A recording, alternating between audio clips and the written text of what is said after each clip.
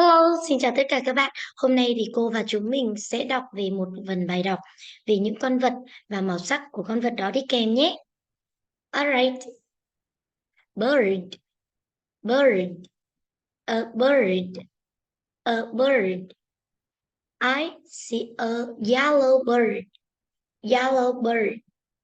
I see a yellow bird. The bird is big, big. Cat, cat, a cat. I see a purple cat. Purple cat. The cat is big. The cat is big. Hen. Hen.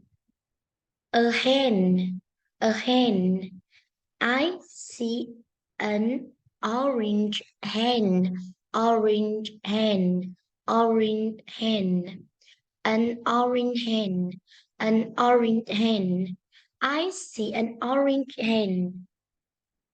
Their hen is big. The hen is big.